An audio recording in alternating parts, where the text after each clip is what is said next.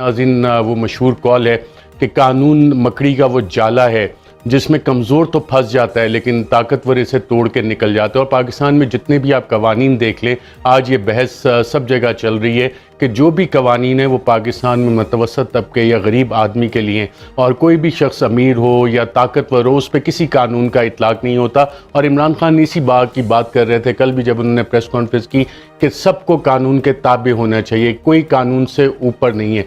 और हमने तो यहाँ पर यह भी देखा कि शहबाज शरीफ जिस दिन वज़ीर आज़म बने उन पर फ़र्द जुर्म आयद होनी थी, फिर ये हुकूमत आई और इस हुकूमत ने आके नैब कवानीन ही तब्दील कर दिए, तो वो कवानीन एहतसाब के तब्दील कर दिए और फिर अदालत से बाइज़्ज़त बरी हो गए। उस केस में FIA प्रोसिक्यूटर्स ने, जिसमें कि उन्हीं के डायरेक्टर मोहम्मद रिजवान जिन्होंने बहुत मेहनत की थी, काम किया था, उन्हें धमकियाँ थी, दबाव था उनके ऊपर, और डॉक्टर रिजवान शहीद की सारी मेहनत पे इन्होंने पानी फेर दिया। लेकिन क्योंकि ताकतवर लोग थे, पैसा था उनके पास, तो कवानीन ही चेंज कर लिए। प्रोसिक्यूटर्स ही ऐसे खड़े किए गए कि अदालत उस हवाले से कुछ नहीं कर सकती थी।